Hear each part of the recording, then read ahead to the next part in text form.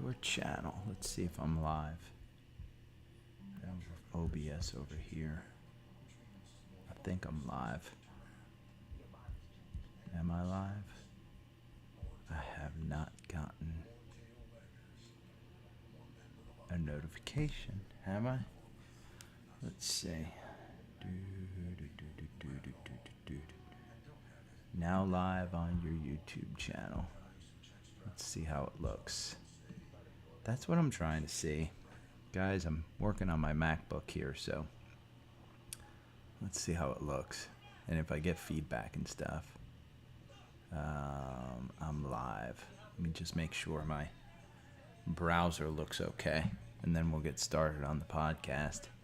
It's going to be a short one today. Let's see. And you can see I'm on a... I hope you can hear me. I'm going to turn this up a little bit. Let's see how it sounds. Oh. And boy, the stream looks horrible.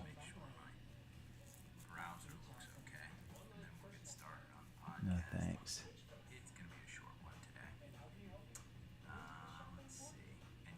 I'm gonna have to optimize this. Morning, Caleb. It's gonna be a... Oof. I think the upload sucks here, if I remember correctly. I gotta optimize some of the stream too. You can see OBS. I'm also got a square instead of a circle. I'm gonna start the podcast and kind of do this though. Good, Caleb. Other than the market crashing. Play those SPXU and SQQQ ones. And you Vixie. Yeah, wow, this looks bad. Okay, I'm going to have to optimize this later because it's 8:15. I'm going to get started on the podcast. The podcast is going to be short today. Let me just make sure. I was going to look at...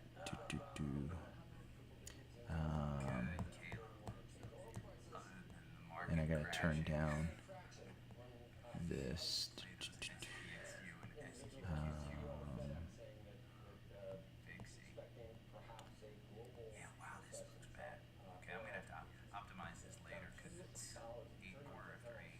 Sell in May and go away.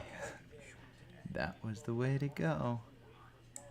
Let me make sure. I know I've got a huge...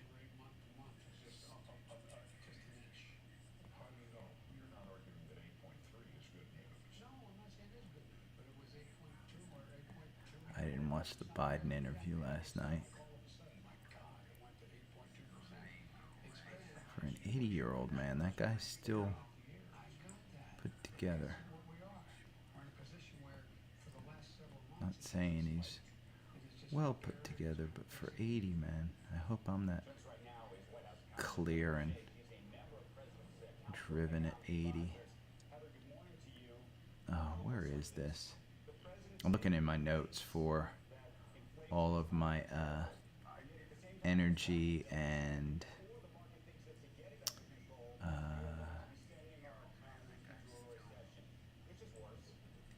inverse plays so I can bring those up. And I'll tell you guys, I'll notice, I think it's already like 5 minutes. Rio, UPRO, Cell Oxy. There we go. Oh no, I bet it's later than that. Sorry, I have so many notes here. I think it goes back almost 2 years. on this notes file that I have. At some point, I should probably just, hey, subscribers or supporters, get access to all of my, there we go, this is what I'm looking for. Copy, we'll put this down to the bottom. And I literally have no notes today, but we're going to put that in there. Okay. Now, I've got to see why I can't get a recording on GarageBand. Hold on, I'm going to turn this down.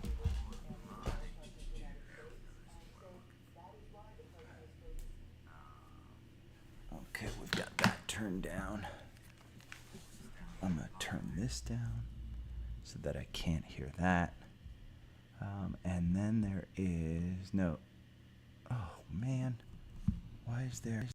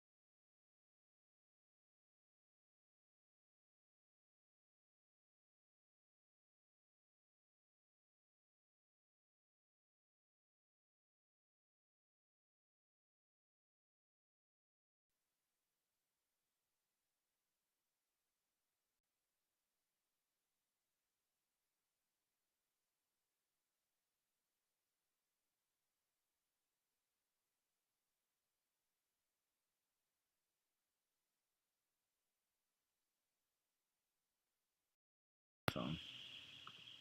Okay, now I know you can hear me. Now it's going to be a little messy, but you guys should be able to hear me now. Let me just wait and see that you can. Sorry about the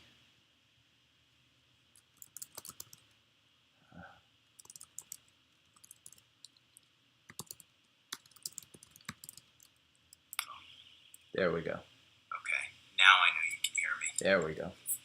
Now it's going to be okay. The podcast is going to sound better. Okay, let me make sure. You guys should be able to hear me now. Let me just wait and see. Okay, we're going over there. Sorry about the. So, okay, you guys can hear me, and I've got to make sure I can hear myself. Feedback protection, monitoring. There we go. There we go. Why don't I? Now I know you can hear me. Why can't I hear myself? Now it's going to be okay. Podcast is going to sound better. Let me make sure I should be able to hear. There we go. We're going to turn that down because that's the external microphone. iCloud preferences. General. My info, advanced. I don't want the damn count in. I do want. Okay, that's track, record, mix. Is that what I'm listening? That's no. That's what I should be hearing. Feedback protection, noise gate. Why can't I hear it? Okay, here's what I'm going to do. I'm going to testing 1 2, testing 1 2. Oh, stop. delete this.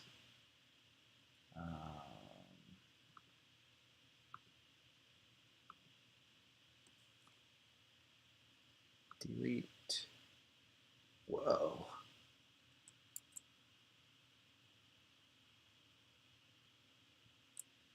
Okay, undo that shit.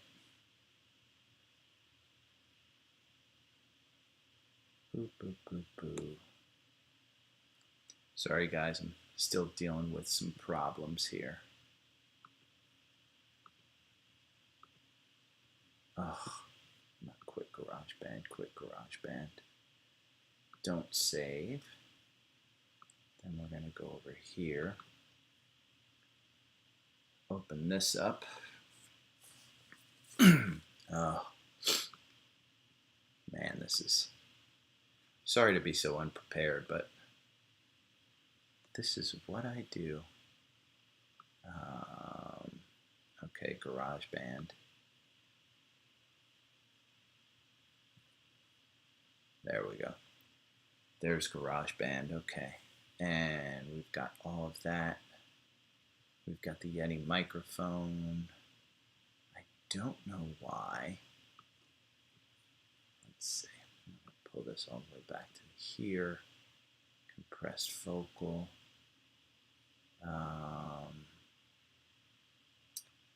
I'm going to have to assume. I'll do this. Testing 1 2, testing 1 2, testing 1 2. I'm just testing to see that the microphone works. Okay, let's bring it back. Oh, that's why. There we go. Okay, let me see. We're going to bring this back. Now, why am I hearing... Oh, I've got it on wood. You're going to hear some pounding on this. Let me go back to OBS. Maybe you can hear me.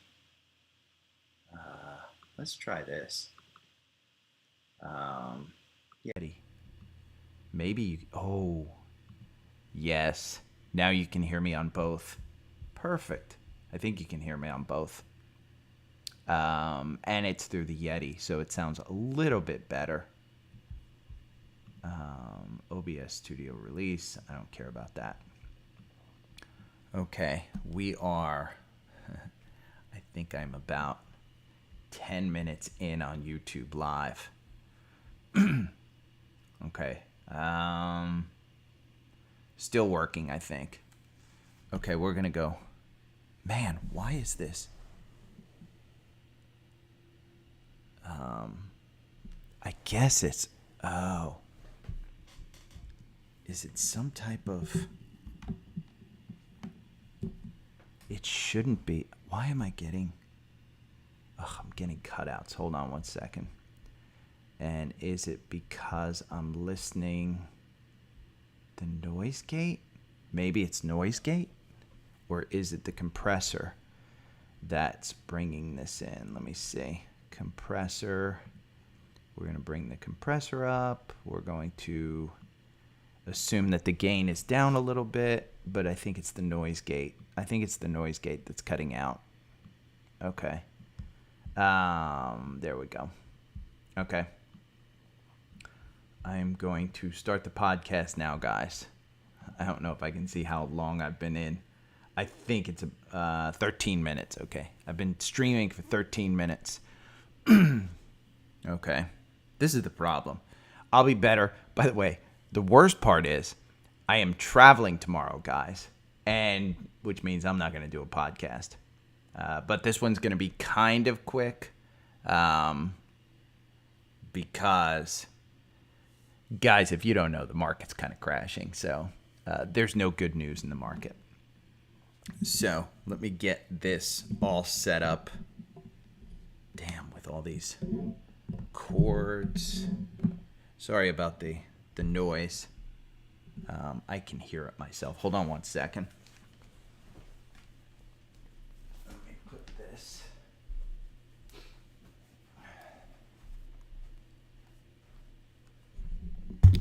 Okay. Hopefully That'll be a little bit better, I think.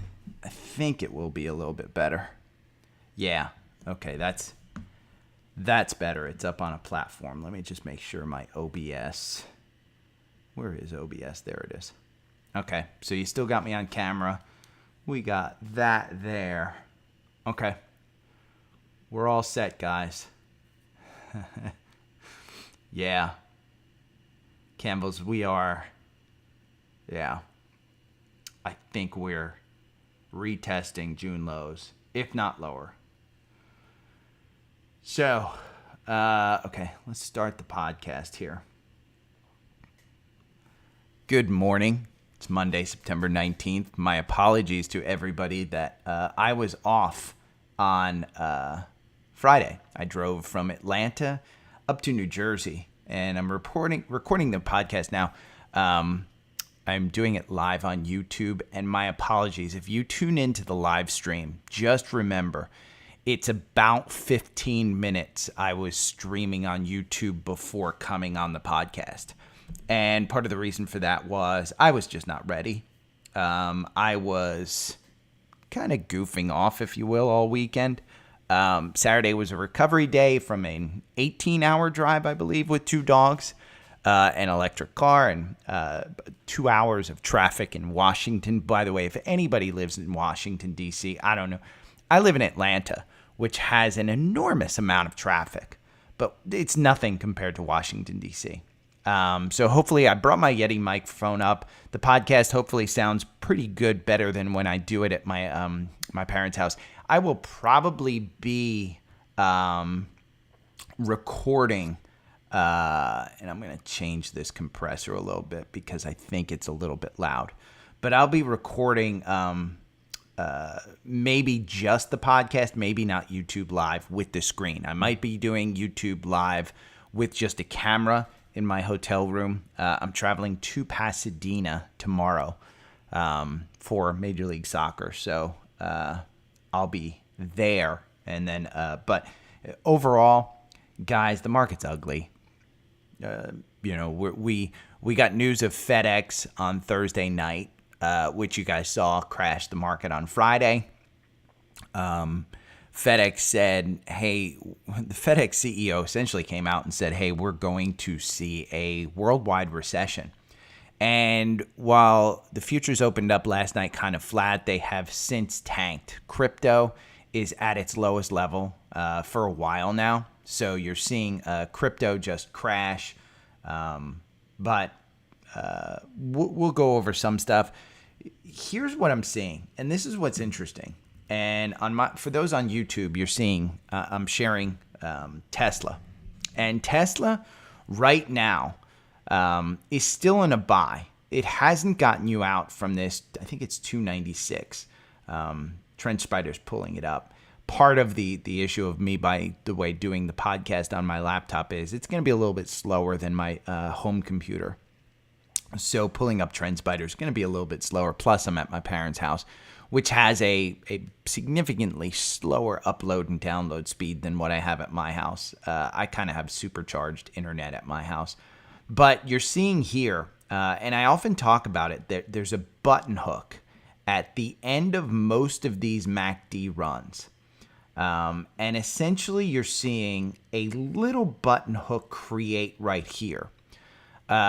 With the market the way that it is, I think 300, under 300 you sell, over 300, over 300 you sell, under 300 you buy. If you're looking short term for Tesla, I think that's where it is. Now, what's interesting about Tesla is when you look at this chart, it's kind of held up pretty well. You look at other stocks, and they just haven't held up well. And I think that's the same case with Snowflake. Now, Snowflake, these are two stocks that, in my mind, are very long-term, meaning that you can essentially buy and hold them. Tesla, I do trade, but I do tend to hold it. Like I said, I've sold half my lot, but I'm planning on buying half that lot back in at some point. I just never get out totally. So when I'm looking at Snowflake and Tesla, I'm seeing that little button hook. Now, In conversely, look at Exxon, for instance. When we look at this, how this stock has held up, it hasn't. Energy just hasn't held up through this downturn. Part of the reason it hasn't held up through this downturn is because we might be heading into a recession. On Friday, Exxon got you out. I'm still in. I'm still hugely long on Exxon. I'm not getting out of the energy trade just because, in my mind, energy is the place to be. You've got a supply issue.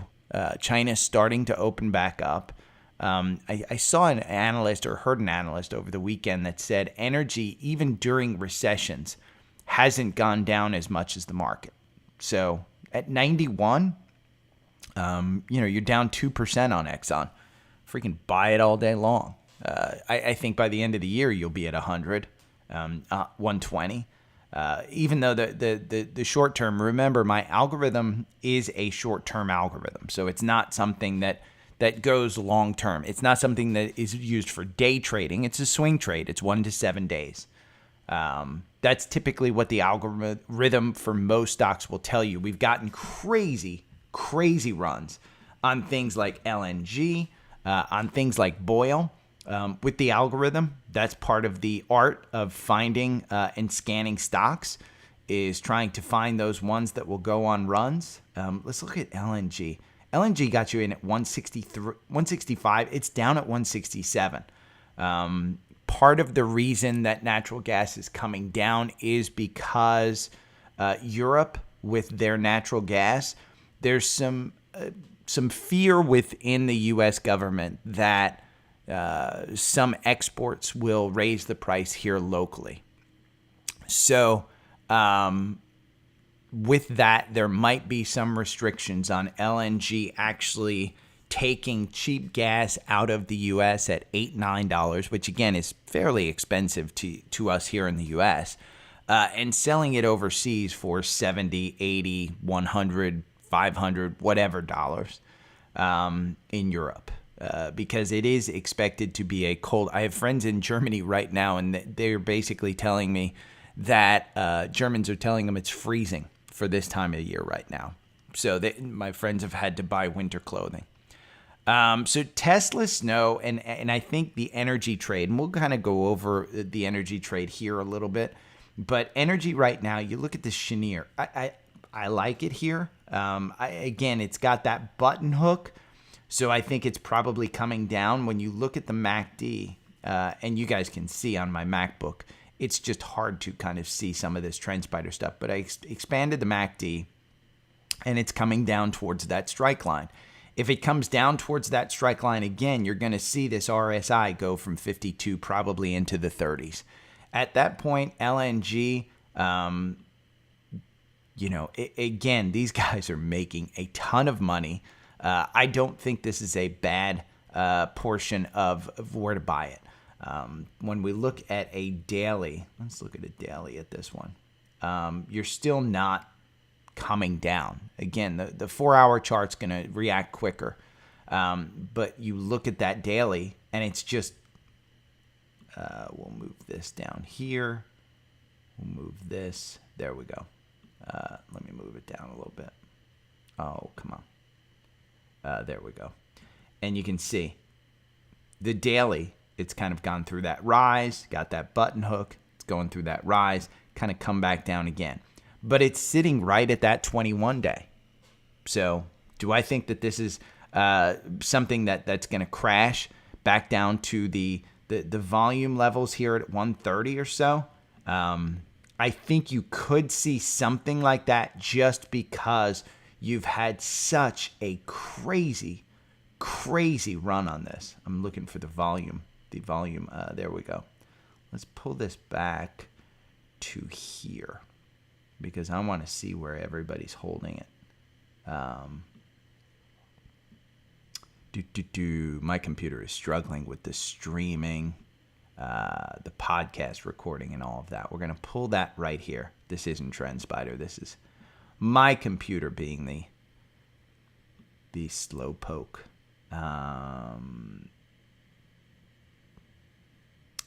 Yeah, look at that volume shelf right there. It's clearly at 165. Buy this one. I'm telling you. But the algorithm's probably going to get you out. At some point here, let me just look, because it did get you in at 165. If you're in at 165, do not sell this. Don't sell this one at all. We're going to bring this down a little bit. Yeah, I wouldn't sell it. If you're in at 165, I wouldn't sell it. I would put in an order today at 165 too. That MACD is going to come down a little bit, but energy is the trade. Energy continues to be the trade. Take a look at Boyle. Let's look at Boyle, because I think on Friday, Boyle went down as well. Let's see. Yeah. Boyle's kind of had that little downturn there. It's got you out on Friday with a loss. You're trading at 72. It just crashed. And we've talked about these triple levered inverse and triple levered kind of ETFs that Boyle is. It's a ProShares Ultra, which means it's 3 times levered. You're going to make a lot of money, but you also could lose a lot of money real quickly. So Tesla, Snow, Energy, I think you can still do that. And we'll look at all of the energy that I have: COP, DVN, Oxy, Exxon, Chevron, and Fang in a little bit. But I want to talk about bonds. Kramer's been screaming that he bought the 2-year treasury. Bonds are, I'm not an expert in bonds. I don't think I've owned bonds since my 401k years ago. God, it probably was 15, 20 years ago. I had bonds. They weren't performing, so I sold out of them. And I haven't owned bonds since. They're making a little bit of sense now. So if you want to diversify your portfolio, if you believe that we're heading into a recession, bonds will be your friend. Bonds rates will continue to rise. The Fed rate, which is now, I think it's 2.25 is where the Fed rate is right now. 1.75, somewhere around there. It's going to get a 75-point rate increase. Charlie had a great video last night about the Fed's going to kill the market again. They're very clear. Tomorrow's meeting, they're going to meet, and then the what they talk about afterwards is completely what's going to move in the markets. It's not going to be the actual price point. The 75-point rate hike is factored in. But what they talk about is what's going to move the market. So afterwards, when Jay Powell has his press conference, that's when you're going to see the markets actually move.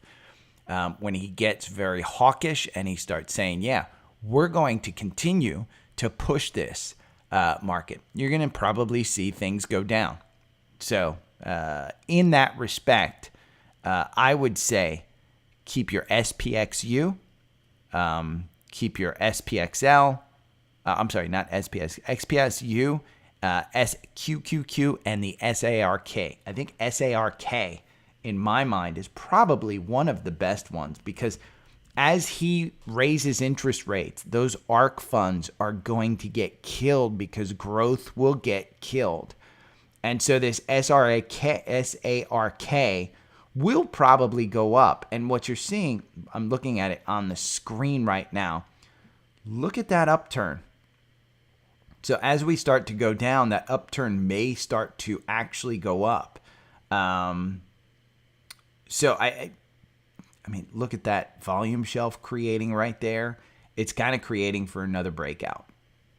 It got you out with an 11% move from 47 up to about 50, 55. 51. You're selling at 55 right now. I think that's a great move. I think you could easily go to 62 on this one if we're going back down to crazy, crazy levels.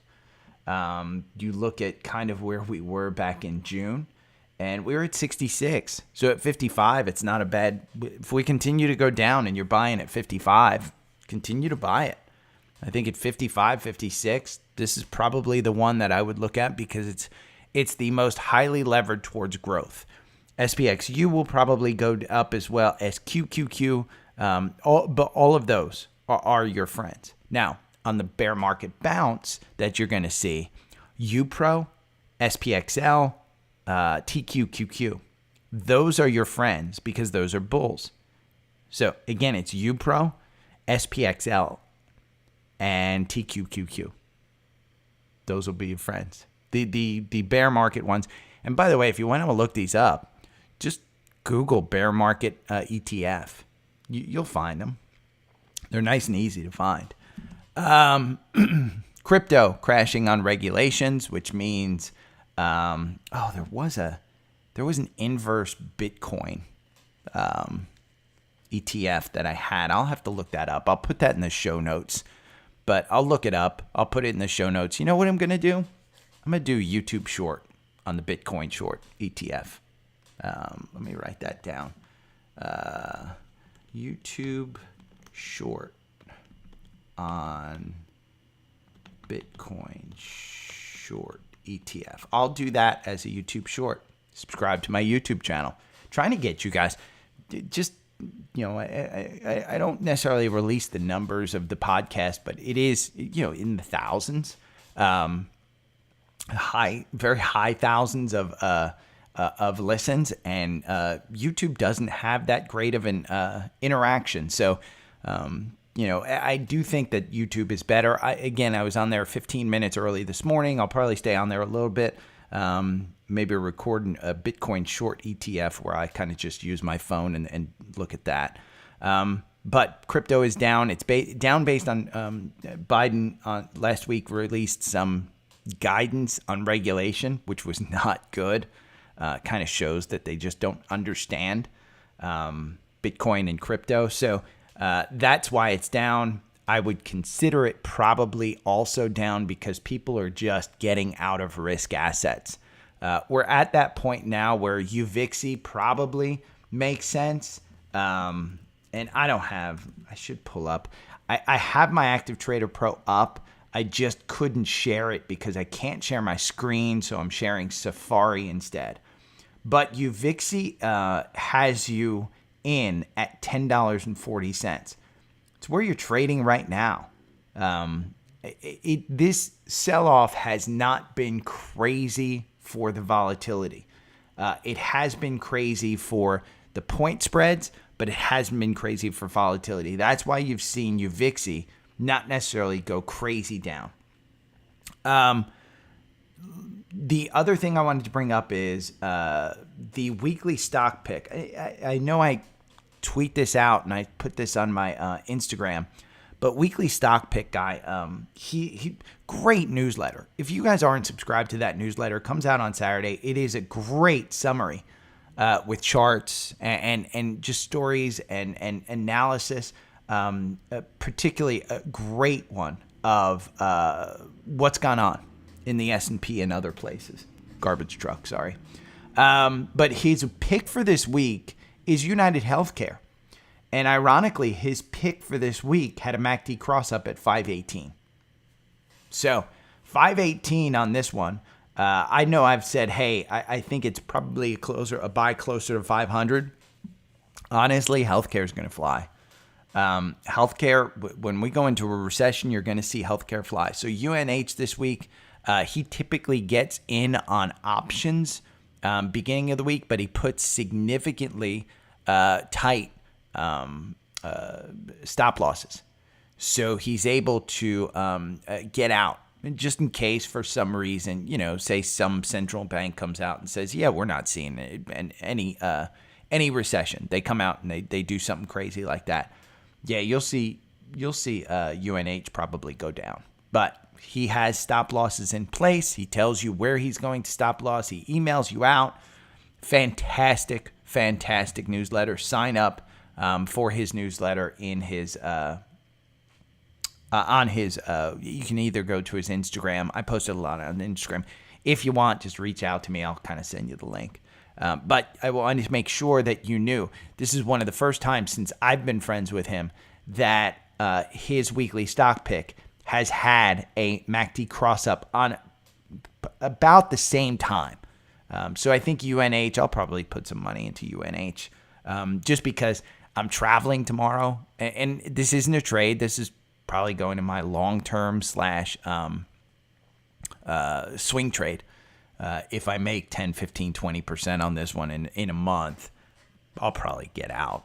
But I'll buy it in my I have to decide. Again, I had a friend this weekend. We were talking about taxes, and part of what I've been doing is tax loss harvesting. And if you guys don't know what that is, Google it. Let me know if you need an education on it. Maybe I'll do a video or a podcast on tax loss harvesting. But essentially what you do in down days like this, when you have a long-term portfolio, is you take some profit. So, for instance, you guys know Apple. I think my average purchase price per share is like $4 or $5 on Apple. What I can do is some of my losses, what is it? Some of my losses.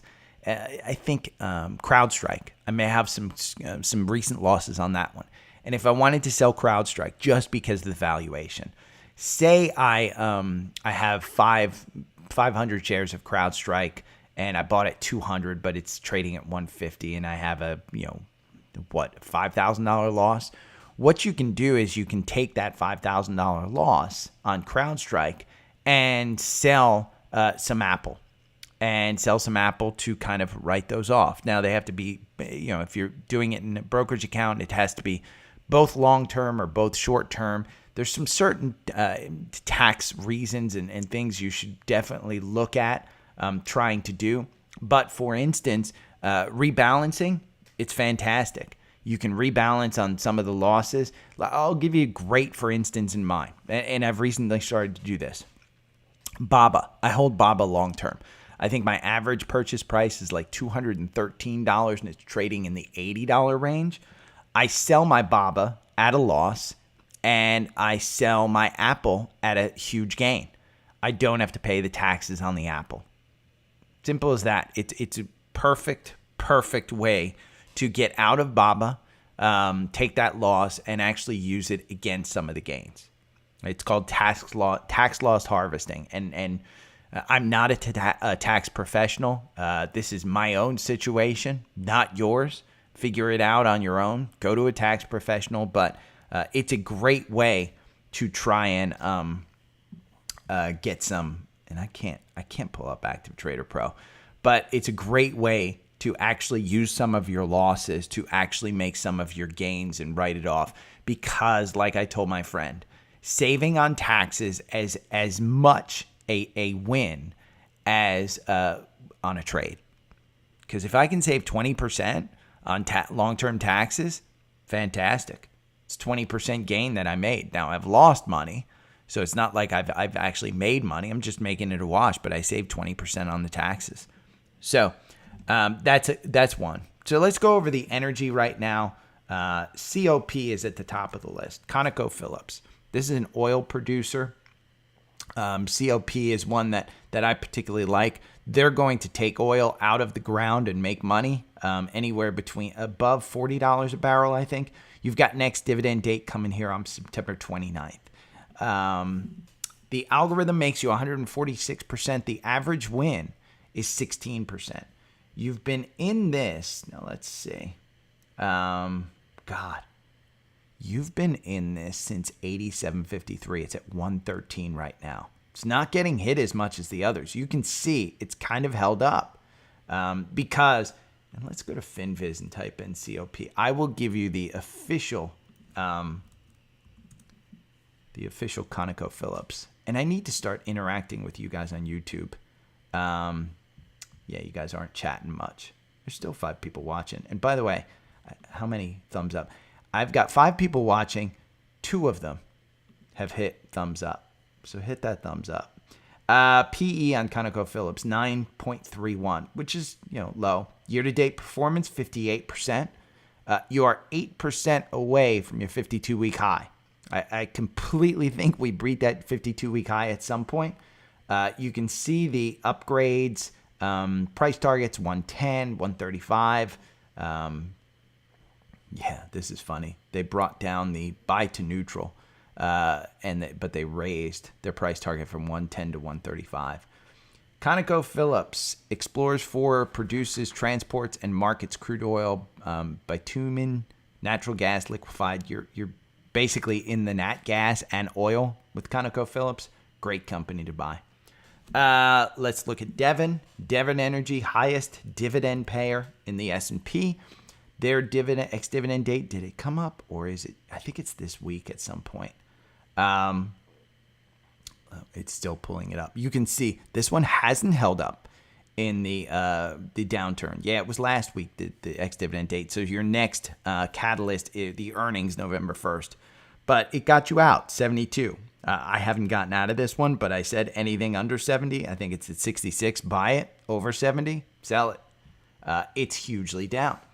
Oxy. This is one that Warren Buffett is still buying. Oxy, he has approval to get into 50% on this one. This one has not held up well at all either. ConocoPhillips is just kind of an outlier. But this one got you in and then got you out right away. But you can see the MACD's significantly low.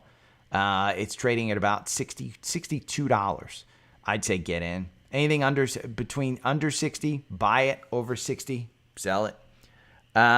If you want to trade it. XOM, we kind of looked at a little bit. But this one is down at 90. God, if this gets under 90, guys, load it up. Your energy trade is going to be good. I think people are just taking their profits because it's run so much, and there's the fear of recession. CVX. This one is, it's trading at 156. It's probably down at 150. 160 is your pivot point on this one. All of these, by the way, none of them have dividend dates that are coming up. The algorithm has you out of Chevron with a 3% loss. I'd just hold on to it, honestly. But under 160, I think you're good on this one. FANG, this is Diamondback Energy. This is one that I think, are you still in this one? This one has some natural gas exposure as well. Diamondback, you are, let's see when the algorithm actually pulls out and does the testing. You're still in at 137, but you're probably getting out today because that's going to probably push you. Let's see if the MACD is. Yeah, the MACD is down, and that 9 day is probably going to pierce that 21 day. You can see that green line and the yellow line. So I'd say get out of that one. But that's your energy trade.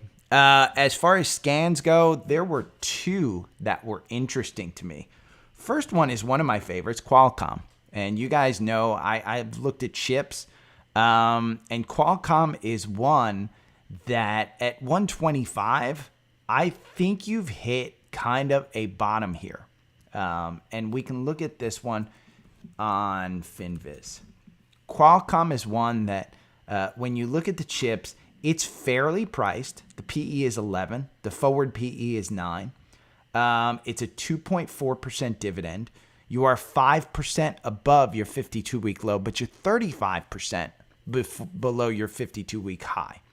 So I think you're in this range. Now, you look at Qualcomm, look at their competitors, AMD. Watch this PE. The PE is 32 on AMD. We pull up NVIDIA. Now, the technology is different, but if you pull up NVIDIA, stop. My computer is just crawling with all of GarageBand and everything like that. 43. So Qualcomm's got a low dividend. It's got a low PE. It's got a 2% dividend, and you're crossing here at 125. You're almost at the 52-week lows. Don't time it, but look at how low that is. At some point, this has to bounce. The other thing you've got with Qualcomm is the iPhone 14. If the demand for the iPhone 14 is as high as it is, and Apple needs to pay Qualcomm with a new contract, that's one that's good news. So Qualcomm is one of my favorites. I probably will put some money in here at 125 because I think it's a good opportunity with it down that low. Again, when you look at the SPY, we're going to kind of look at macro level to see, is it good to put your money in to something other than an inverse ETF in this market? You can see the RSI on the SPY is down at 30. it is clear that we're in a downward trending market at 385. You're probably going down towards this 380 mark, I would say. Let's kind of pull it back here. Let's look at this volume shelf. That's what I'm trying to look at. So you really don't have, let's go to daily. You know what? I'm going to pull this. We're going to do a big, we're not going to look at the algorithm. We're going to do a daily look because I know we're going to pull this back to the highs. I think there was 380 was a significant level. Come on. Yeah. See that volume shelf right there at 390. We broke through it. It's down here at about 383. So you're kind of in no man's land with the volume. But you see that MACD kind of going down and that RSI is at 37. Doesn't mean it can't go down more. You clearly saw it go down here even more back in May. And in June, you saw it just crash. So then you go up there. And again, I think at some point, I think probably here at 380. That's kind of my guess, 380. Let me see where the SPY is implied open. I'm pulling this up on my phone. Implied open S&P down 27. Yeah, 3,800 is probably a good floor.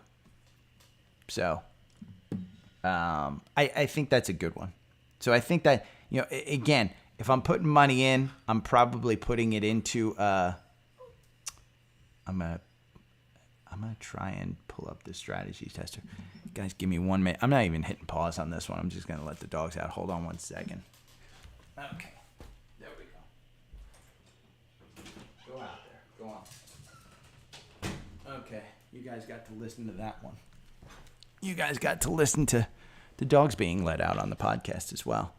I'm trying to pull up the strategy tester in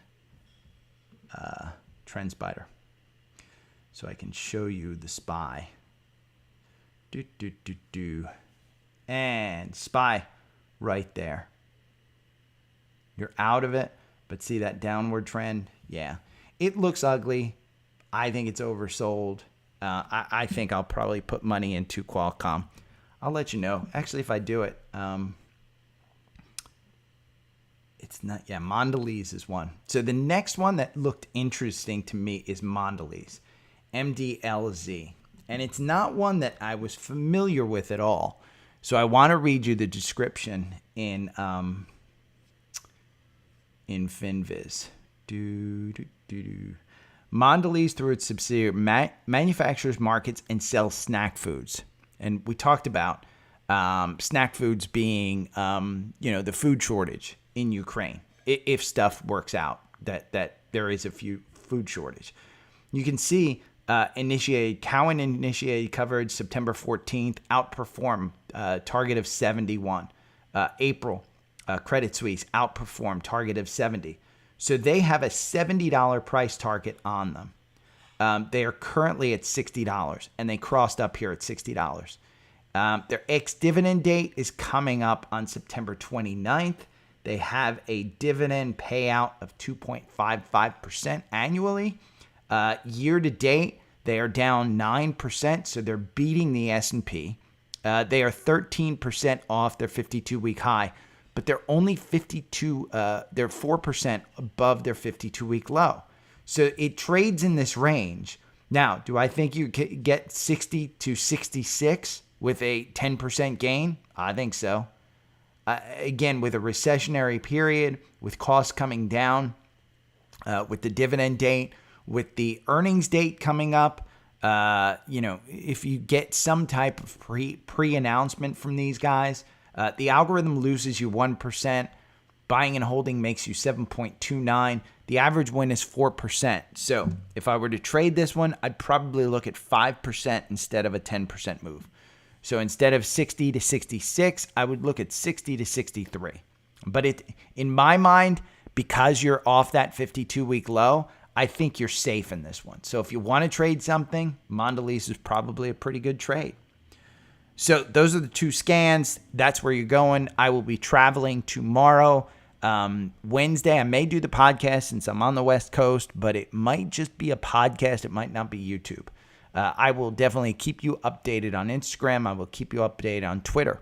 So if you have any questions, hit me up. I'm going to be live on YouTube probably for the next 15, 20 minutes. Maybe I'll go live later today too.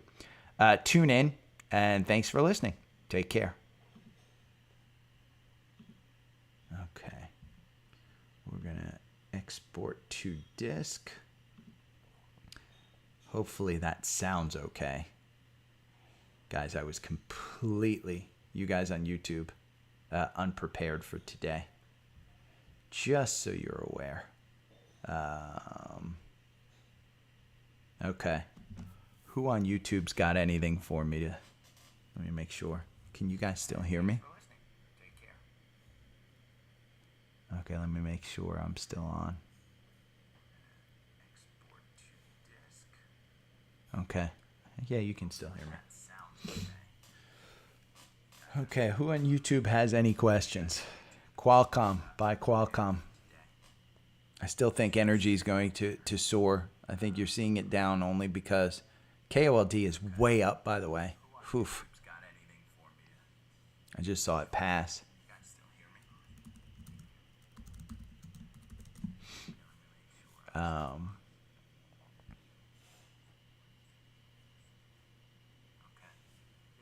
Play your inverses. Who on YouTube has any questions? Qualcomm, buy Qualcomm.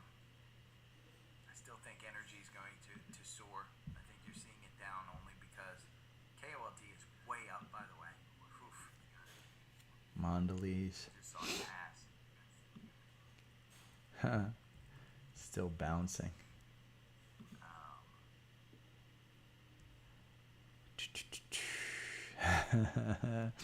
Campbell, you're right. Campbell's group. Is Campbell's group the same thing as Caleb Campbell? Or are you guys two different people? Do you just rebroadcast me, Campbell? Is that a thing? And yeah, this live stream sucked because the internet here is not great. Okay. I think I'm going to get off here. No questions. Stefan, I hope you're doing well. I got to go play with the dogs. I'll upload the podcast in about 15, 20 minutes if you want to re-listen to it. My apologies, guys. It'll be better once I get everything set up, and I'll set everything up today. Okay. Let me go back to OBS and stop streaming. Have a great day. I will not be doing one tomorrow. Again, I hope I can say that enough. I will not be doing a live one tomorrow. Oh. How long am I in Pasadena? I am in Pasadena until Saturday. Mexican team. I don't know who they're playing. It's MLS Mex Tour. It's at the Rose Bowl. So if you guys are in Pasadena, I probably should have brought that up on the podcast. Stop by the ticket booth at the Rose Bowl. That's where I'm working. So, okay. Zephan, man, thanks for tuning in. Campbell's group, thank you guys. Caleb, thanks for tuning in. Thanks for hitting the like button. I don't know why. Guys, I mean, you're on here. But what's crazy is, God,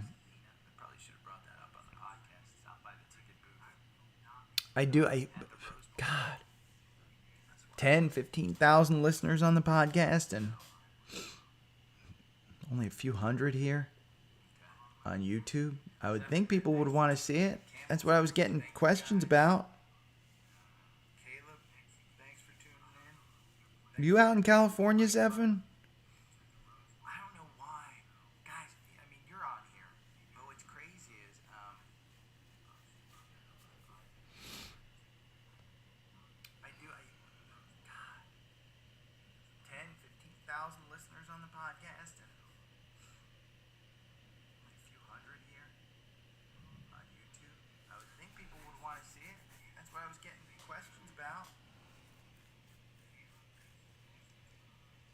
Huh. Stephen, don't swing by. Don't drive all the way up from Orange County to Pasadena just to meet me. You'll be disappointed, man. I'm an old guy. But if you do come up, I'm at the credentials booth. I'm told it's a shipping container. So I'm living in style.